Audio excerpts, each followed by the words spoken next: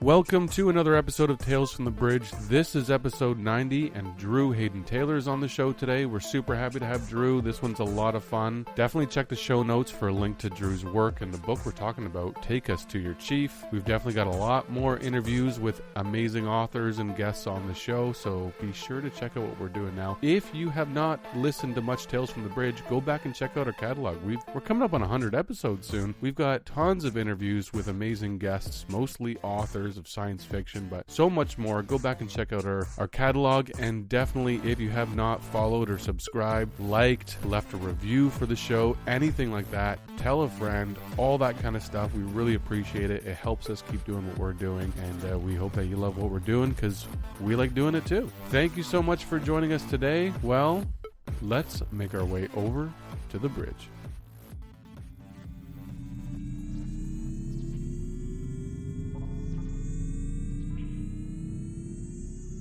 Joining us today is Drew Hayden Taylor, who is an award-winning playwright, author, columnist, filmmaker, and lecturer. An Ojibwe from the Curve Lake First Nations in Ontario, Drew has spent the last 2 decades traveling the world and writing about it from the Aboriginal perspective. Drew has contributed scripts to Canadian television series, including Beachcombers and North of 60, and as a filmmaker, he's written and directed documentaries for the National Film Board of Canada and the CBC. As a playwright, he's written more than 20 plays, including Toronto at Dreamers Rock, Only Drunks and Children Tell the Truth, and Cottagers and Indians. Drew published his first novel in 2007, The Night Wanderer, a native Gothic novel about an Ojibwe vampire, and his latest novel, Cold, will bring his publication total to 35 books. Drew has served as the writer-in-residence at numerous universities and theater companies, and his writing has earned accolades including the Floyd S. Chalmers Award, the Dora Maver Moore Award, and the Canadian Authors Literary Award. He's the recipient of an honorary doctorate of laws from Mount Allison University and has received the Ontario Premier's Award for Creative Arts and Design, the Queen Elizabeth Diamond Jubilee Award, and in 2021 he received the Inspire Award for his work in the arts. And as he likes to say, Drew bridges the gap between cultures by tickling the funny bone.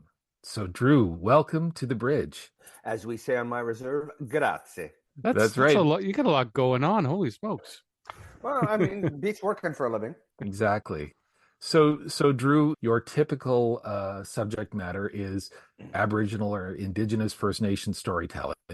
But we're here mostly today to talk about your short story collection, which is Take Us to Your Chief. And which is a brilliant title, I think, by the way, and I love the cover. I always wondered how many people would get the joke of the title. I think if you have any awareness of the genre whatsoever, you can't miss it. But it's just that little bit of inside joke that's great. So well done on that. But before we get into the details on that and how that project came about, though, if you could just tell us a little bit about your inspiration and your career trajectory as a writer. Well, first things first, while we're here to talk specifically about Take Us to Your Chief and other stories, I would like to say that science fiction has wormed its way through a good chunk of my adult life as a writer. My very first play, my very first published book, the thing that put me on the map originally was a play called Toronto at Dreamers Rock, which was about 3 13-year-old boys, one from now, one from 100 years in the future, and one from 400 years in the past, that meet on top of this sacred rock and basically get to know each other. They fight, they argue, talk about girls, they laugh, and they each come down with an understanding of what being Indigenous means to them in their time period. And then another play I wrote called Alternatives. The central character is a 24-year-old young Native man who dreams of writing Indigenous science fiction, and that becomes his through line through the play. So I've always been a moth flittering around the light of science fiction for several decades now, and it wasn't until that particular book that I actually sat down and decided to do something solid with it. Now I forget what your original question was. Well, that's okay because you've sort of, you dive right in, and which is great, and it reminded me of your foreword to the book as well too, where you did describe your lifelong, passion for the genre and other related things like graphic novels and whatnot. So tell us a little bit about that. I'm just curious. Were you a Star Trek guy or a Star Oh Wars yeah, guy or no, both yeah. or what else? I embraced all of them. I have to say I'm 60% Star Trek, 40% Star Wars. Because even George Lucas says Star Wars is not science fiction; it's science fantasy, right? So I've always been a Trekker, right?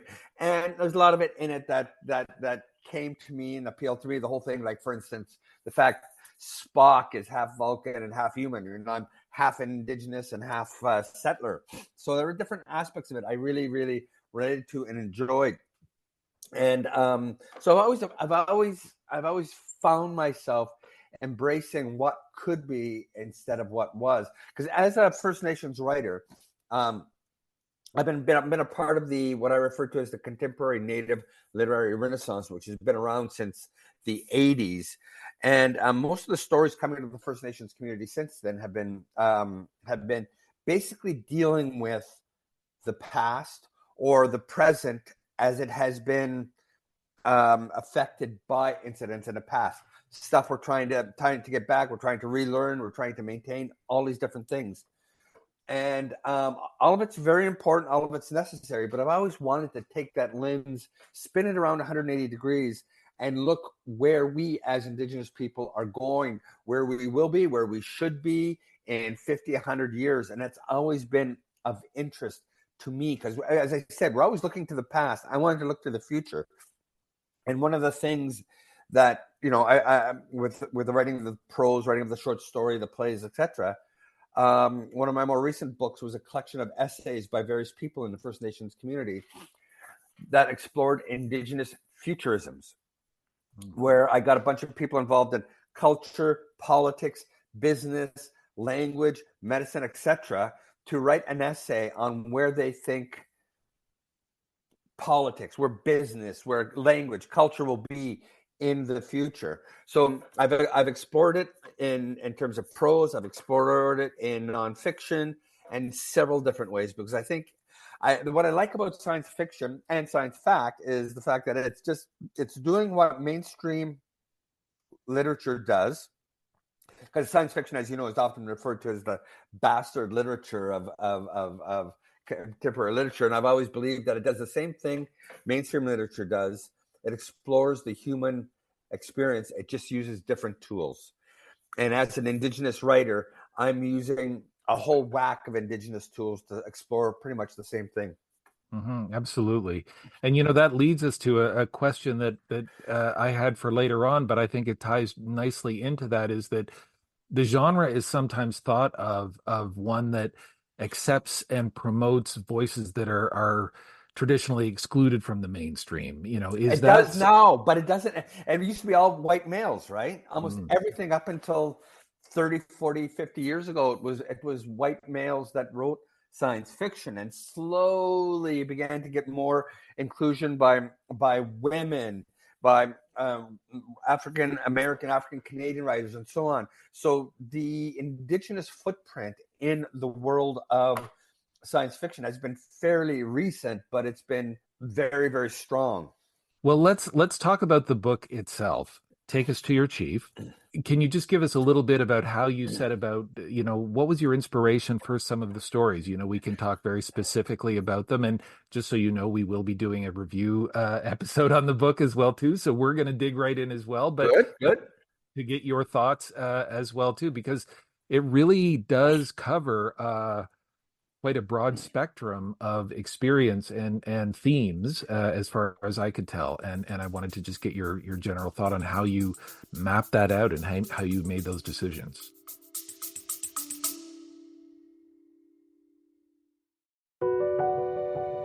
Ever wondered what it takes to make it in the movie business? Peel back the curtain with 4-6 Success Filmmaking. 4-6 Success Filmmaking is where filmmakers share their stories and the secrets.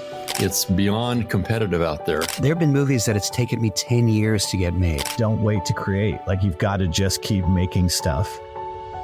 Tune in to 4-6 Success Filmmaking for your dose of cinematic realness, direct from the voices that have lived it.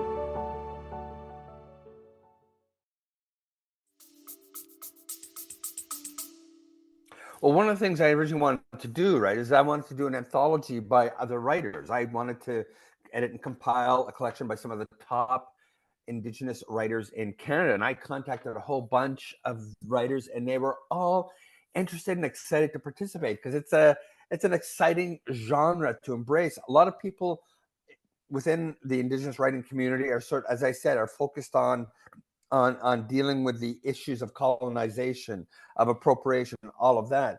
And here I am given the opportunity to do something fun, interesting, and at the same time still doing that. So I had a whole bunch of people interested, but I couldn't find a publisher who is interested in publishing it. Most people told me Native people don't do science fiction. Who would be interested in that? And so I sort of left that on the side. And then I literally said to myself one day, oh, screw it, I'll do it myself. Because also it was cheaper, because I wanted to pay all these writers to write a story and contribute to it. You know, being a starving writer at one point, I didn't want people to write for me for nothing. So I couldn't find a publisher. I decided to do it myself. And I just sat down, and I think over a 1.5 year period, I banged out 10 stories. And some I had in me that I'd sort of always thought for years, wouldn't it be fun to do something like this? Others had a very specific theme, the concept of colonization, right? You look at the Native perspective, you know, several hundred years ago, we had these strange people that essentially came from another planet with a completely different technology who came, took over, and never left. And you know, every time I watch a Star Trek or whatever, that's essentially what's happening. So I thought, wouldn't it be interesting to explore that from several different ways? So I sat down and I wrote 2 colonization stories like that.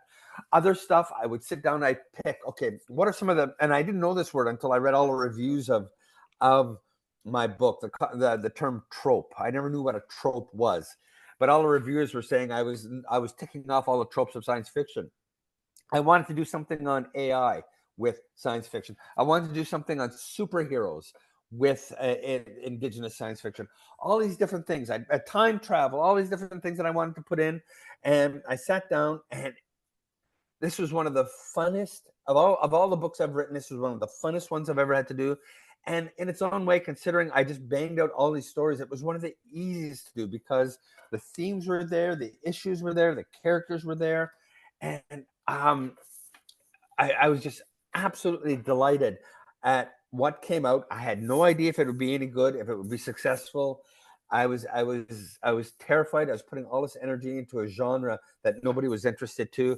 But lo and behold, I managed to introduce Douglas and McIntyre, who were a little skeptical. They didn't know what to do, but I developed a relationship with them with some other books. They published it. And about 2 or 3 years later, they contacted me and asked me gently if I was thinking of doing any other like that, because they said that collection of short stories had outsold the other collection of short stories that they had published that year with somebody else 6 times over, right? Wow. And of course, one of the reasons being, in grade 11 English in Ontario, most of the grade 11 English is Indigenous studies, is basically Indigenous literature. And because I use humor, I use history, I use science fiction, all these in this book, it's become very popular in the school system. So that's one of the reasons it sells a lot. So I've been very, very fortunate with that book. And again, I cannot stress this enough. It was so much fun to write. If we may, I'd love to home in on one of the stories a little bit here. And I know this is one of my favorites. I believe James too, and he's got a little something for us when it comes to this short story. And it's the short story Lost in Space. And I have to say, Drew, that we read a lot of science fiction, short, long novels. We read all kinds of stuff.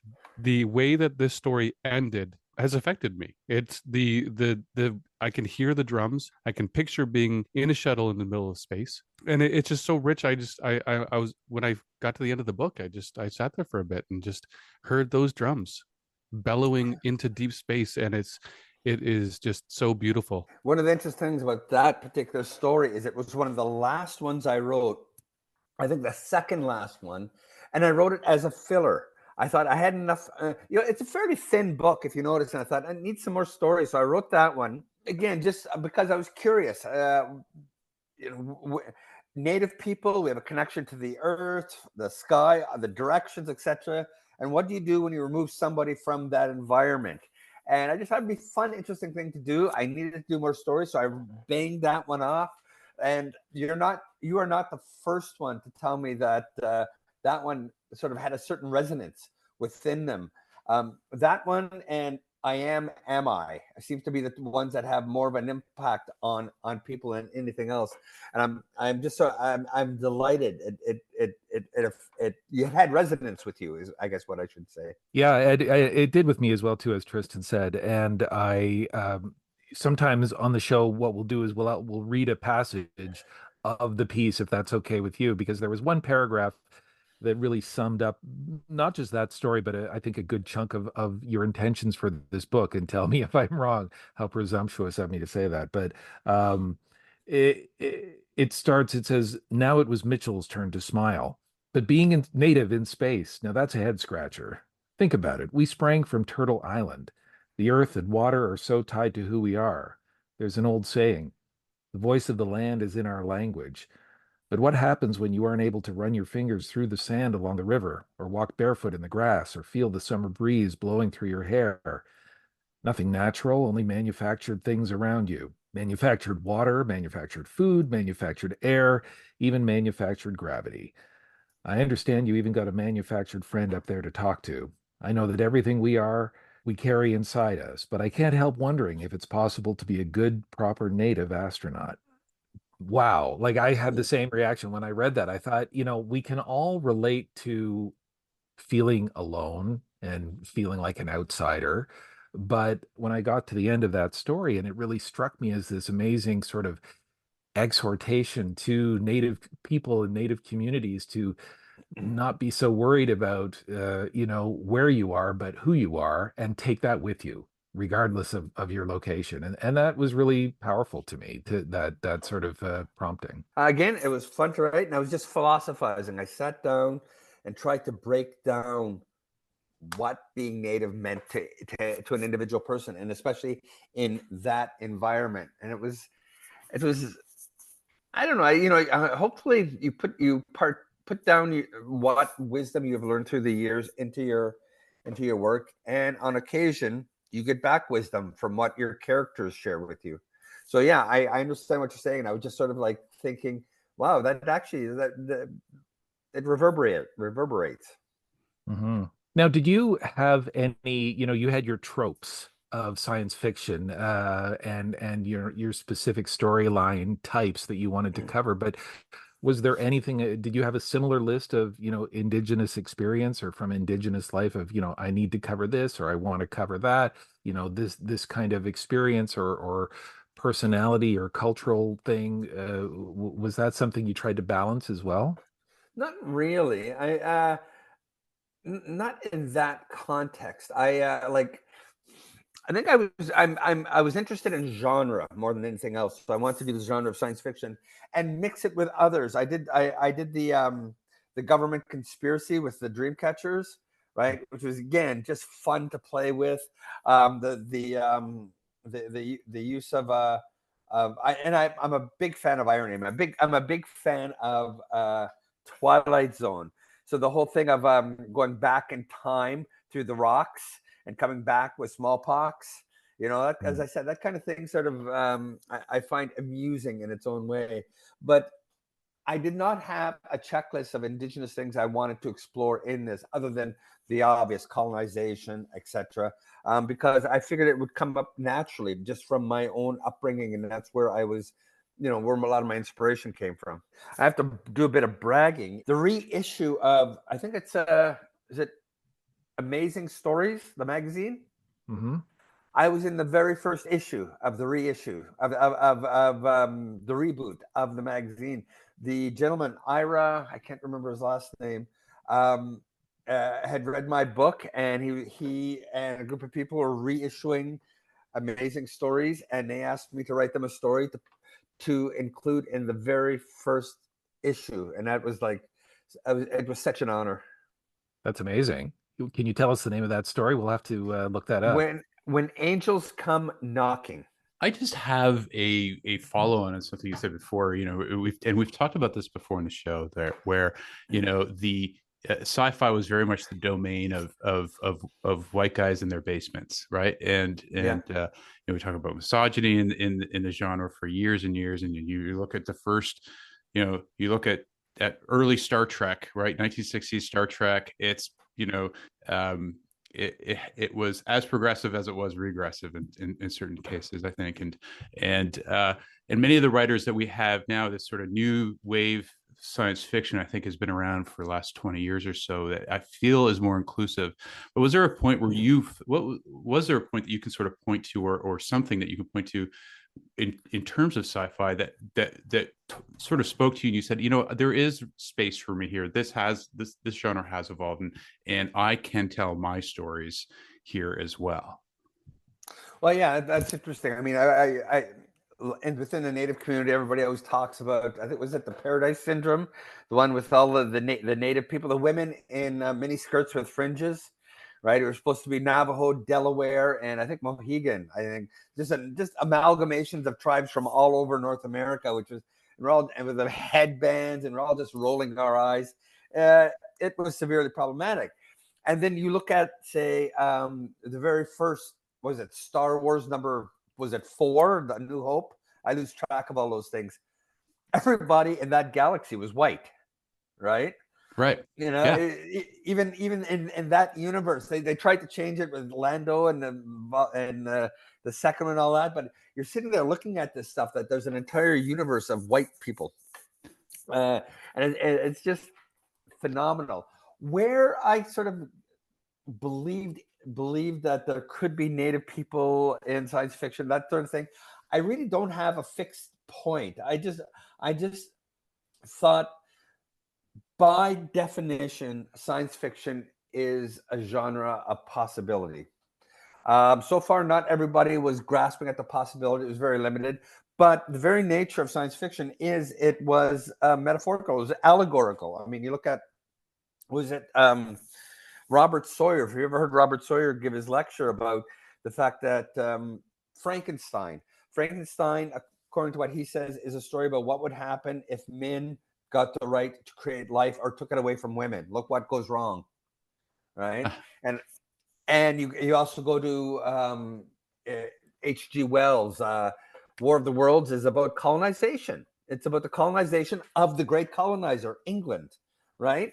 And the Time Machine is about class war, those that live on the surface versus those that work in the factories below ground. So there's all these wonderful metaphors that exist already, but it's just on a very well-educated perspective. And I just always believed that anything was possible within the world of science fiction, and I wanted to make it possible. And do you see yourself returning to the genre? I think so. Yes. I have been writing some short stories. They're not all hardcore sci-fi. Some of them are fantasy and horror. So I've gotten 4 down so far. I need to do another bunch, but I do have some interesting sci-fi in there, and like in my mind, that I need to just find time to sit down and write. So yes, I am returning to it, most assuredly. I'm hoping, I'm in the midst of another novel right now. I'm hoping to sit down and bang out these stories, so I can have another volume of sci-fi, fantasy, horror. And would that be the sequel anthology to Take Us to Your Chief? Yeah, because you had said that that Douglas McIntyre had asked you to write more. Yeah. So that would be it. Very cool. And as you know, science fiction within the First Nations community right now is actually quite popular. You look at the writings of Wabagishick Rice, Moon of the Crusted Snow, and I think Moon of the Fallen Leaves, I think is the sequel. You've got Sherry Demerlane and the Marrow Thieves. Even down in the States, right? You've got Rebecca Roanhorse. You've got the gentleman who wrote Robo Apocalypse. Down there, up here, there's even a collection of LGBTQ Indigenous science fiction short stories. So it's really caught on up here within the Native community, and I have no idea where it's going to go from here. I'm sure you all saw, was it Blood Quantum, the Native zombie film that came out about 5-6 years ago by I think it was Paul Barnaby, Barnsby, or something like that. So it has become very popular within the First Nations community, wanting to explore, to embrace genre fiction, right? Because you got Tom King writing murder mysteries. Daniel Heath Justice wrote basically his own indigenous version of Lord of the Rings with swords and elves and magic and all that. So we're beginning to sort of embrace all those different stories and indigenizing them. We're indigenizing genre. From your own experience in writing your stories in Take Us to Your Chief, did you find that applying the Indigenous lens from your experience altered or evolved the sci-fi elements? And for all the authors and creators that you just mentioned as well too, do you think that their work is further evolving things? Is it taking those tropes and those genres or traditions within the genre and amplifying or altering them somewhat? Oh, this is getting deep. That's a good question. I am not actually sure. I think it is changing the genre because, that the whole thing of colonization. I'm writing colonization stories from the perspective of somebody whose people have been colonized and are still colonized. So I have a different spin on all of that. I have a different spin on as I said, on AI. I have a different spin on what history means to somebody like me as opposed to somebody like you. So yeah, it's being painted with different shades of gray rather than black and white. And as a writer, I find the most interesting aspects of storytelling is the grays more than the black and white. I probably didn't answer your question, but I'm standing by it. Yeah, no, it was No, good. It was very good. Yeah, perfect. And thinking about the sort of explosion in the genre as well too, it goes beyond just literature. We've seen films such as Night Raiders and Prey, which was the Prey Predator was sequel. Brilliant. I wanted to ask, what's your opinion? Tell us what you thought, because I thought it was amazing too. I thought, well, a lot of people said it's the second best Prey movie that was made, and I have to agree. I mean, my partner and I, we watched it. I mean, the fact that it was an Indigenous woman that was in the 1700s, it was just amazing, and the fight sequence made logical sense of how she would use her environment to do battle with this creature. I was just in awe of that, and if anything, it made me want to embrace the world of sci-fi even better. And I'm looking for opportunities to do stuff like that. One of the things I want to do someday, and I don't know if I should be sharing this on a national broadcast series, but for instance, I want to do one of those what if stories where what would happen if the Black Plague, say, had killed off more people than it did, and North America had not been colonized, or Native people had reached that point where they had, I don't want to use the term civilized, reached a level of civilization because that is so inaccurate, but had developed a way where they could 500, 600, 700 years later protect themselves from the Europeans coming over at that time, or something that do an alternate universe, stuff like that. That's actually going to be one of the short stories I'm going to be tackling at some point. But seeing Prey, what could be done with something like Prey, it sort of invigorated me to go out and push the envelope. Well, and not to mention just the sheer technical astuteness of it and creative qualities, but it was received so well. People were ready for it, and it wasn't something that was shocking or boring, or it was, people loved it. Yeah, I really liked it. One thing I did want to ask you, Drew, is, or share with you, first of all, but I do have a question to follow up with. Most of my summers growing up, I used to go to Burley Falls, Mm-hmm. and we would go. My grandfather was big into fishing, and we'd go on Lovesick Lake and that area, and I believe that's pretty close to you. It's about half an hour away. Yeah. So that place is very close to my heart. Like my summers were going there. One summer, and I had to have been about 10 years old, my grandma took us to go see the petroglyphs. And that was it was a very emotional time for a 10-year-old. For myself, I didn't understand the beauty and how big that was. And for anyone who's interested, just Google Peterborough petroglyphs. Is that what they would call it, Drew? Yes, it's the Peterborough. Yeah. And it's just okay. Here's the alliteration. It's at the Peterborough Petroglyph Provincial Park. Right.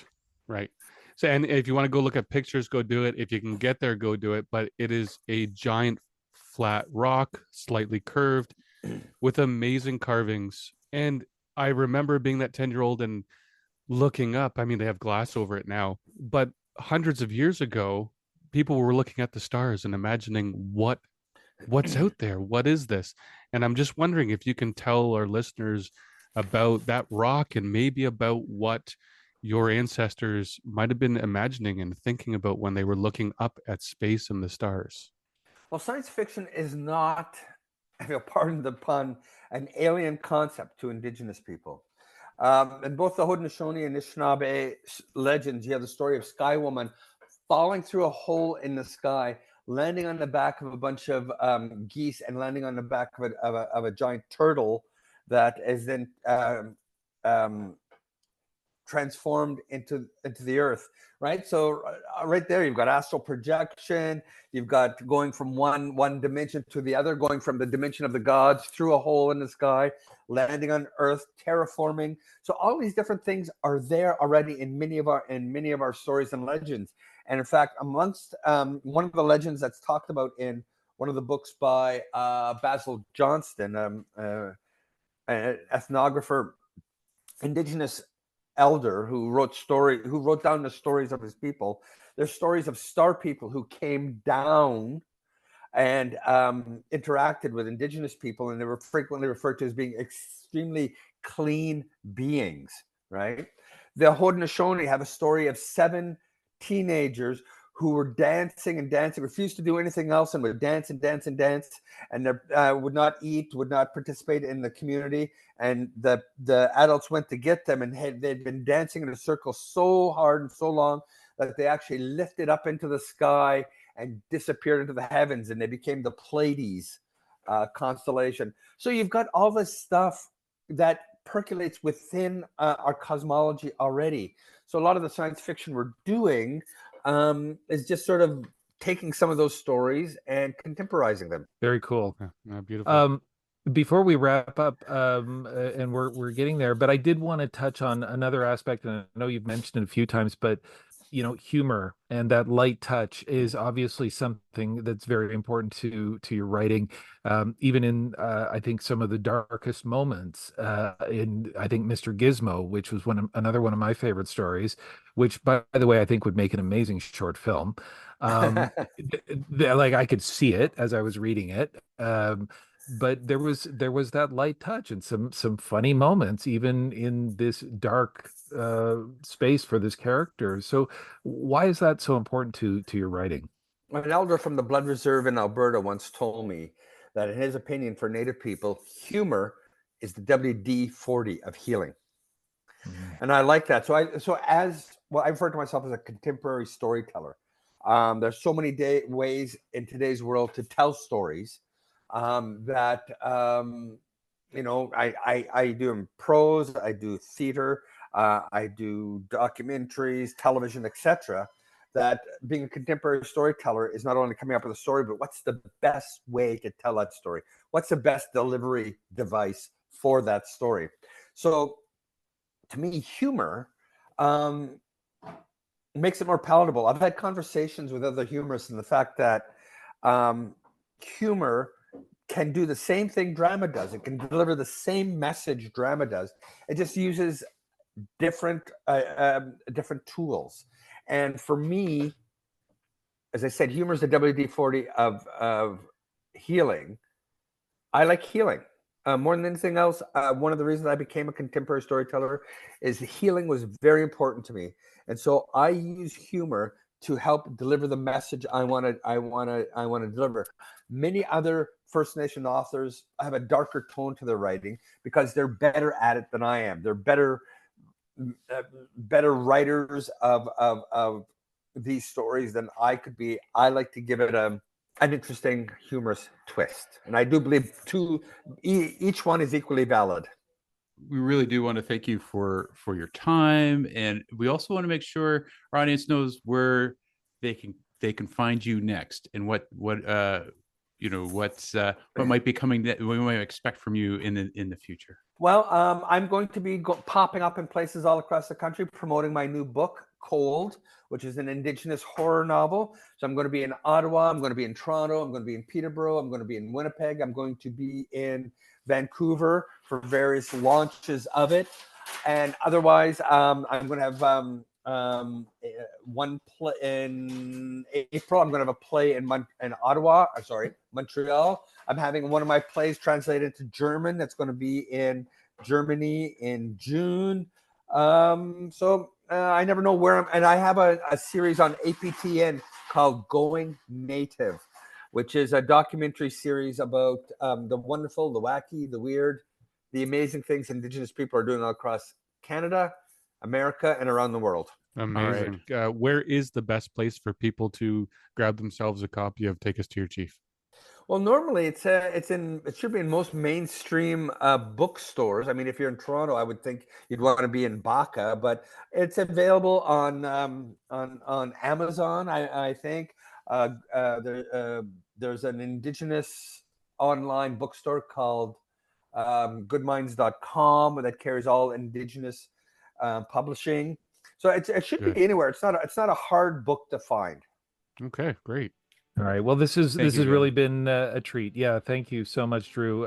Real pleasure to meet you and to learn more about your writing. I can't wait to check out some more of your stuff. Some of your horror material sounds fantastic as well too. So again, we look forward to reading more of your stuff and what comes in the future. Till we meet again, gentlemen.